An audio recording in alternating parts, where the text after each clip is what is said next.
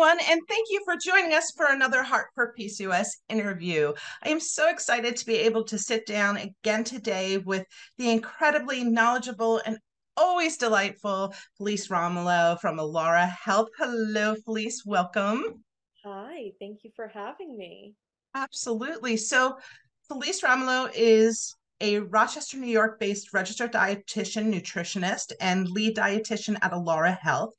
Felice aims to help patients eat what makes them happy with the goal of teaching not only what to eat, but how to eat in ways that promote health for a lifetime. After receiving a diagnosis herself, Felice has dedicated her career to helping others with the condition. Her nutrition philosophy is grounded in mindful and intuitive eating and reducing the burden of weight stigma through a pledge to health at every size, HAES. Again, Felice, welcome. Thank you so much for joining me today. So, research has shown healthy eating habits and regular physical activity help to manage PCOS and reduce risks for conditions like cardiovascular disease. So, how does nutrition help PCOS and lower risk for things like insulin resistance, diabetes, and cardiovascular disease? Absolutely. So I think that first of all of those, conditions are very interconnected, and I think really at the core is this genetic predisposition that people with PCOS have for insulin resistance, and I think that dysregulation very much cascades into some of these other heart health issues. Um, and luckily, we know that there's some things that we can certainly control in our lives. We can do the best that we can to engage in behaviors that we know reduce the risk of heart disease, diabetes, and all those other sorts of things later down the road. The biggest sort of items are making sure that you have a balanced diet with lots of whole plant foods, of course, lots of fiber. I'm sure you'll hear me say fiber like 50 billion times today. And then, of course, engaging in plenty of physical activity, um, getting at least 150 minutes of physical activity per week, getting 7 to 9 hours of sleep each night, and managing stress the best you can. Those are, the high points of the basics of managing and preventing risk. Absolutely. So, I know we have talked about different diets for PCOS in the past, and although there is no one particular best diet for PCOS, are there basic guidelines we should follow? I know you just touched on a couple of points, but can you go into that in a little more detail? Absolutely. So I think that the classic, like hallmark heart healthy diet is the Mediterranean diet, which I think is fabulous and I love it. Being half Italian myself, that's, like I could eat the Mediterranean diet all day. Um, but I think that sometimes it excludes really healthy diets from other cultures as well. And I think that the uniting piece, as I alluded to already, was lots of whole plant foods. So we can look at the Mediterranean diet. We can look at the Okinawan diet as another, really great heart healthy diet. Focusing on getting plenty of vegetables, non-starchy vegetables, and then getting some starches, whether it's from vegetables or whole grains, getting plant-based protein sometimes. It doesn't have to be all the time. You don't have to go completely vegetarian or vegan or any of those things, but having more beans, legumes, nuts, seeds, tofu, tempeh, seitan, all those sorts of things we know reduce the risk of cardiovascular disease. And then making sure that there's some protein in the diet, heart healthy fats. So when we can, getting them from nuts or seeds or nutrient dense oils like extra virgin olive oil, avocado oil, fatty fish.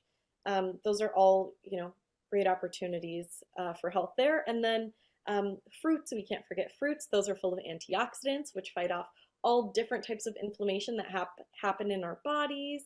And I know I'm forgetting one, dairy. Dairy is also, important as well.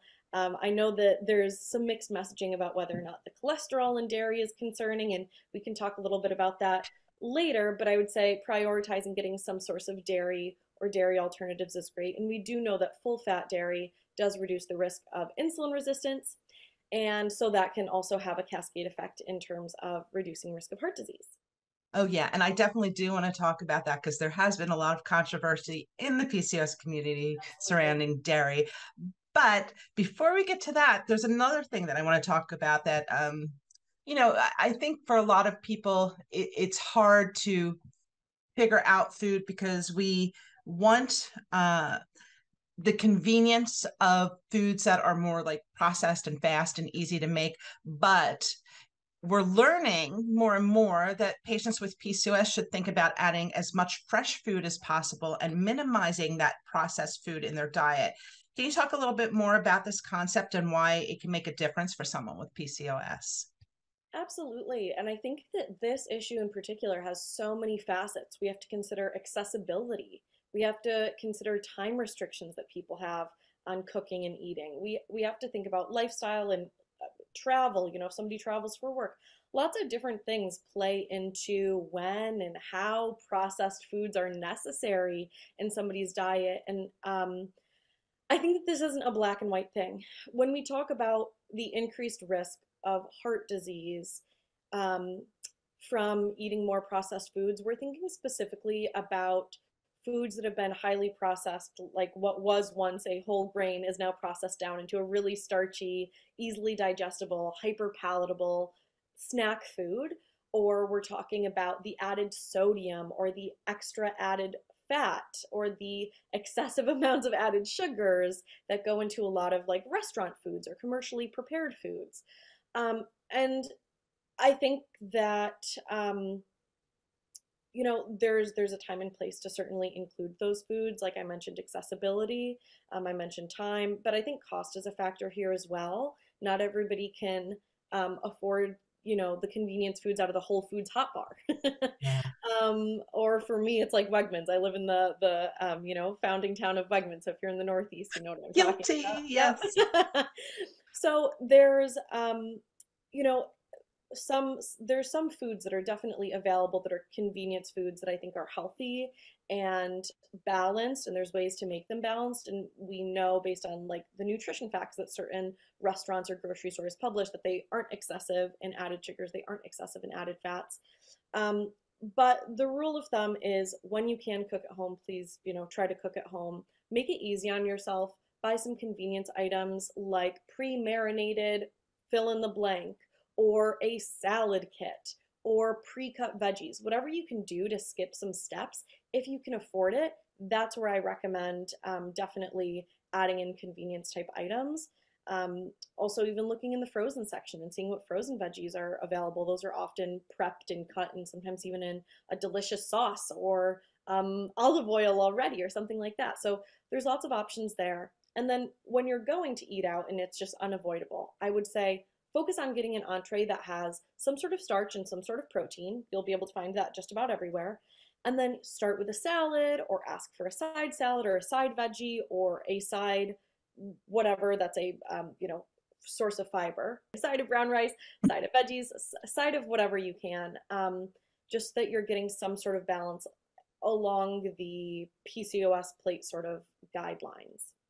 Awesome. Well, I want to talk a little bit more about these specific foods because many patients with PCOS have trouble controlling blood sugar, have abnormal lipid profiles, and high blood pressure. So, what we put into our bodies can contribute to reduced risks or exacerbated symptoms and risk factors for cardiovascular disease. So let's break it down a little bit.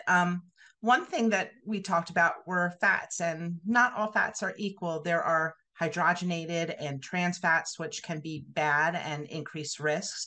And then there are good fats like omega-3 found in fish. So, can you talk about the difference in these types of fats and how we can minimize the bad and increase the good in our diet and why it matters? Absolutely. So I think starting with the easiest part of this question, trans fats or hydrogenated fats. Trans fats are a type of fat that is turned into a solid fat through chemical processes, and it's something that luckily the U.S. Banned several years ago at this point. So these artificial trans fats are really hard to find in the U.S. Food market. And the reason that they were outlawed is because they just greatly increase the risk of heart disease. So we don't have to worry about those too much anymore, but related to trans fats, you could say are saturated fats, which are naturally solid fats, fats that are solid at room temperature. So think butter, coconut oil, lard, Crisco, the vegetable shortenings. Those are all solid fats, and anything that's solid in at room temperature is more likely to cause what we call atherosclerosis, which is the deposition of some excess cholesterol throughout your arteries that becomes calcified, meaning what was soft and pliable fat is now hardened fat, and that restricts your body's ability to vasodilate or constrict, meaning your veins being able to, change to adjust blood pressure. And it also restricts the flow through that vein, increasing blood pressure as well. So, wherever we can easily reduce saturated fats, I would say let's make that easy change. So, where it's easy to swap out butter for olive oil or whatever else it may be, I would say go for it. But luckily, the majority of the population is not too much more prone to high cholesterol or high blood pressure due to saturated fats versus unsaturated fats, those liquid oils. There's only a small subset. I don't even remember what it is. Let's say 1/5 of the population or 1/4 of the population that is very sensitive to saturated fats. And you can tell by changing your diet and seeing how your labs react there. But Absolutely. the biggest tip I'd say for reducing cholesterol would be fiber. Fiber also seems to be another good choice to add into a PCOS nutrition plan and can also be good for your heart health. Now, when I think of fiber, I'm always thinking of those gritty drink mixes or eating bran flakes, but there are other great sources of fiber. So I would love you to talk a little bit about the role of fiber in PCOS diet and foods we may not think of that are fiber rich. Absolutely. So I would say in general, when you think fiber, think plant foods, think fruits, vegetables, whole grains, beans, nuts, seeds. Those are our sources of fiber. Um, and in general, I would say thinking about the proportions on your plate, or let's say you don't eat on a plate, just the volume of different foods that go into your meal. Think about trying to get non-starchy vegetables and or fruit, so just produce, in at least 1/2 of that sort of meal volume. And that's one of the great ways to ensure that we have enough insoluble fiber, so the broom or roughage or whatever else you may call it. Then, if we think about more like whole grains, beans, those sorts of sources of fiber, I would say those should make up like the other half of your plate. Starches like starchy vegetables and whole grains, those I would say shoot for about 1/4 of your meal volume. And then whether it's beans or another source of protein, that should make up the remaining 1/4 or so of meal volume. And this does differ person to person based on activity levels and all different things. But that's a general rule of thumb. And you can see how, thinking back to my initial recommendation of adding in plant-based proteins whenever possible, that gets us extra fiber in that remaining protein portion of our plate that wouldn't otherwise contain fiber. And the reason that it's so important is I already mentioned the broom and the roughage, but whole grains and beans have what we call soluble fiber, and vegetables have some as well. Fruits and vegetables have some as well. But what soluble fiber does is it forms a sort of gel in our GI tract. That gel can dissolve sort of or hold on to cholesterol and even excess sugars in our diet and pull them out of our system, as the insoluble fiber sweeping things along, kind of draws it out of our system and prevents us from being able to absorb as much fat, as much sugar, as much dietary cholesterol as well. And so even if you are cooking with butter, even if you are adding butter to your vegetables, even if you are adding coconut oil or whatever it may be, the amount that you're absorbing is greatly reduced. And that is a major mechanism for reducing cholesterol that I would say is even more powerful than reducing fat intake. I am so glad that we're talking about these different foods because, until you started talking about like the mechanisms, like I never realized Yeah. how food is basically like medicine, and what we're putting into our bodies, there's a reason and a mechanism for everything that goes into our bodies. So I'm blown away. I'm loving this. So Great. along with talking about all the good stuff, we have to talk about something a little controversial because, every interview needs a little spice in it, Oh, right? yeah. So, so Yeah. I wanted to talk about one of the more controversial food groups when it comes to PCOS, which is dairy. Some people are not able to tolerate dairy with PCOS, but for those who can, they have been told when they do that they should be going low fat. However, we're now starting to realize that it is the opposite. We should be eating full fat dairy. Can you talk a little bit more about dairy and the role that full fat can play in a PCOS diet? Absolutely. So, yeah, I want to recap some of the things that you already said in your question too. Um, Dairy is one of those things where if you are allergic, if you are intolerant, if you are sensitive, first of all, more likely than not, you're going to have symptoms. It's not like the secret thing that you need to cut out and see if it makes a difference. The vast majority of people do not have to do that. And really, if you do have any of those things that I said, any sort of bad reaction to dairy, whether it's tummy ache, eczema, acne, any sort of thing, certainly cut it out. It's nothing that needs to be in everybody's diet. There are ways to kind of supplement calcium and vitamin D and phosphorus and in other parts of the diet. But it is by far the easiest way to get those bone building nutrients. And we also know that the whey protein in milk and the fatty portion of milk, and when I say milk, milk and dairy products, yogurt, cheese, whatever it may be, those portions, the fat and the protein, are known to reduce our or increase our sensitivity to insulin, decreasing insulin resistance. So incorporating more of them it's not just good for bone health, it is good for insulin sensitivity. And some studies have shown that the fatty portion of milk is also independently balancing to sex hormones as well. So helping with our levels of testosterone and estrogen. And we know that it works differently for different groups of people. Like males, it doesn't decrease their testosterone. It actually seems to increase their testosterone. So full fat dairy is important for those reasons. And kind of thinking back to what I said about a small set of the population being sensitive to saturated fats, dairy does have saturated fat in it. Its fat turns into butter.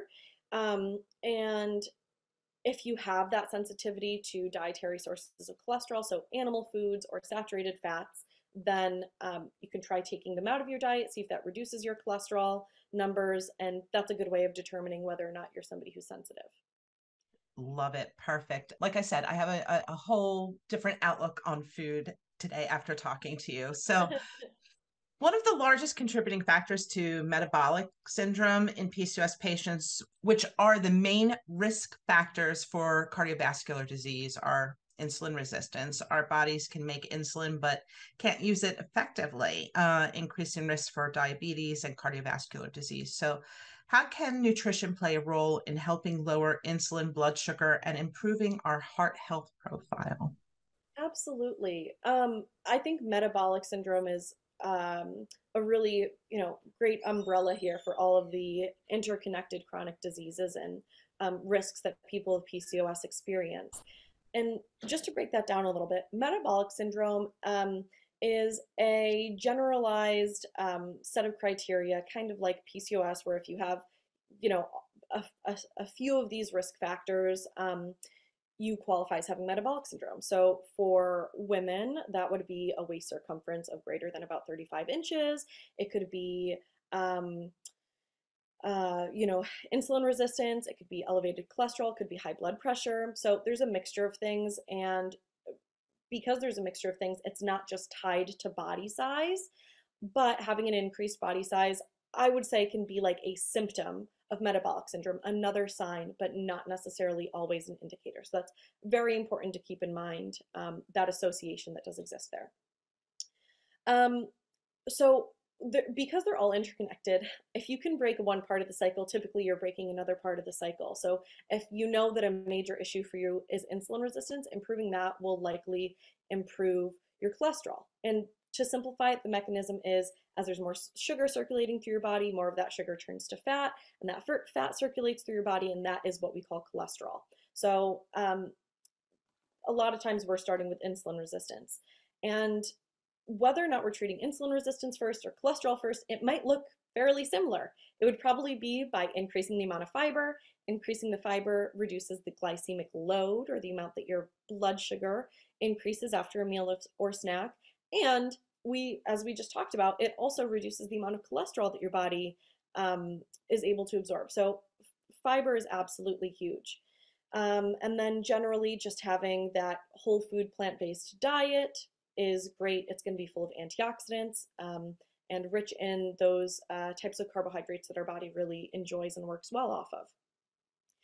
Additionally, getting enough physical activity means that we're able to metabolize all of that wonderful energy that we put in every single day into muscle, into a fiery metabolism, into feeling awake and alert and great and hormones balanced in just about every single way. And I think that that is a key piece that helps perpetuate the cycle. If you're feeling great because you've been nourishing your body well and you've been moving your body well, you're going to want to continue doing that. And then that also turns into you're able to sleep more deeply. Your body's getting all the energy it needs, and then it's getting all of that energy out via physical activity, and you're able to sleep deeply, not just sleeping for 7 to 9 hours and not getting that deep REM sleep, but really having great sleep cycles that allow your body to heal itself, to rejuvenate, and to wake up feeling really rested. And then I think stress also plays just such a huge role into this because, first of all, if you're stressed, yeah, I don't want to spend an hour cooking dinner, and I don't want to go on my walk or whatever else I'm doing for physical activity, and I'm probably also going to be overthinking things and then not sleeping well. So finding those moments regularly in your day or throughout your week to tune into yourself, do something that brings you joy, hopefully without technology, because we know that sometimes it can be, the anxiety scrolling starts where you're like locked into scrolling through Instagram or TikTok for like hours on end. So avoid technology with your de-stressing, and just find again those moments that bring you joy, because we know that that is a great way to find stress relief. So it could be coloring or drawing or skincare or stretching.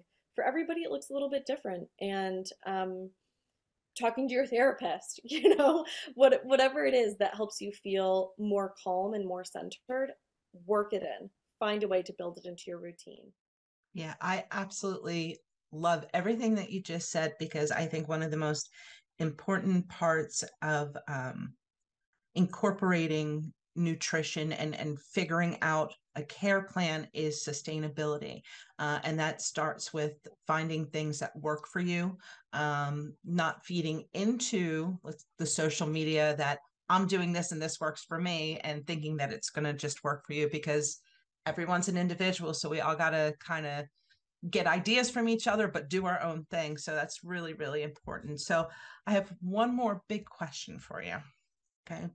Why is it important that we continue to raise awareness for PCOS and joining campaigns like Heart for PCOS? So I think that it's really important because I think about this sort of like almost universal experience that so many people have, where you go to the gyno, you get your diagnosis, you walk away with whatever the birth control is, or whatever else it is, and it's come back when you're looking to get pregnant. Like, we don't need to worry about it until you're trying to have kids. And it's like, I'm sorry, first of all, do I even want to have kids? Did you ask me that? Second of all, am I really just a baby making machine for you? And third, just like, we're humans, we're people, we deserve to have a healthy life in more ways than just healthy reproduction. And while that is certainly, fertility is certainly a vital sign, if you may, of general health, PCOS is not just a reproductive condition, it's a full body hormonal endocrine condition. It affects every single body system. And we know that the majority of people with PCOS are eventually able to become pregnant if they choose to. And we also know that the majority of people with PCOS are far more likely to experience insulin resistance, type 2 diabetes, heart disease, stroke, metabolic syndrome, everything else that weaves into it. And it's like, I'm sorry, okay, the majority can get pregnant. And there's some that can't and or struggle to, and I think that's definitely a concern, but the majority are going to experience these issues. Even starting the majority of my patients, even in their 20s and their 30s, are experiencing insulin resistance, and it's nothing to feel ashamed about or bad about. I think that there's so much like guilt wrapped into this. You have PCOS, you have the genetics that are going to predispose you to this, and the sooner that we can get these people treated, even in their teens, the moment that those signs are there for PCOS, the better. And the better off they'll be able to be, the longer their health span will be, the disease-free years of their life. And the sooner that we can control these risk factors, not just through diet and lifestyle, but also through medications. Like metformin works so well for so many patients. And there are certainly side effects, but it is, I would say, one of the best medications that so many patients with PCOS, don't even want to consider because they don't have full-blown diabetes yet. Yeah, for me, PCOS, it's not just about the reproductive health. It is so much more than that. It is about having a long and healthy, disease-free life. Yeah. Can I take you on the road with me as my spokesperson? Because this is Absolutely. you just nailed the whole reason why the Heart for PCOS campaign started. And it's because we have to look outside of reproductive health. Not that that isn't important. It is vitally important to a lot of people, and would never Absolutely. minimize that. However, when we keep seeing things on even government websites that put PCOS in a box by saying PCOS is a condition of reproductive aged women. No, PCOS is lifelong.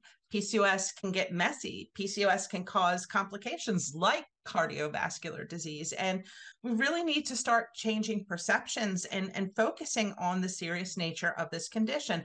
I know no one likes to think of all of these possibilities of diabetes and cardiovascular disease, but important point, this comes from the American Heart Association, 80% of cardiovascular disease is preventable. And you know how we prevent that? Through what we're doing today, education. So everyone, it's time to start learning.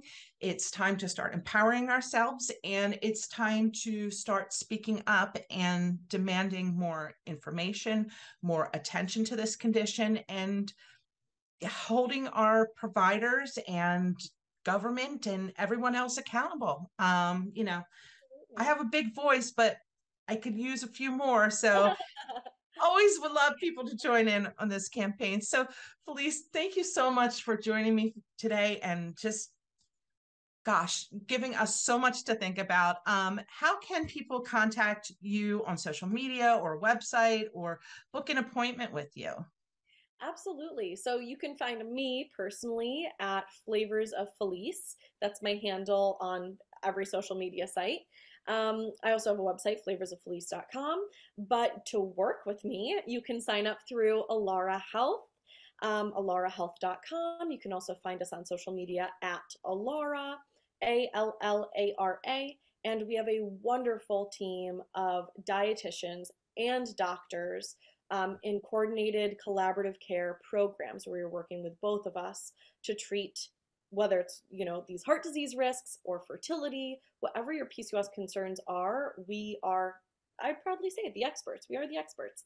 And if I'm not licensed in your state, there's somebody else who definitely, who almost certainly is. And our providers are all just so fabulous, doctors and dietitians alike. You are. I fell in love with you and with Allara from the beginning, and in fact, everyone, keep checking our schedule because we have another special guest that's also going to be joining us from Allara, Rachel Blank, who is the founder and CEO of Allara. So you don't want to miss that one as well. Thank you for joining me, Felice, and I will share all of your information so everyone can find you. And everyone, please keep checking through our Heart for PCOS events. We have lives, we have more special guest interviews. We have our Turn from Teal to Red campaign to recognize the largest at-risk group of women for cardiovascular disease, which are women with PCOS. So I encourage you to get involved, to learn more, and to have a wonderful day. Thank you, everyone. Thank you, Felice. See you soon.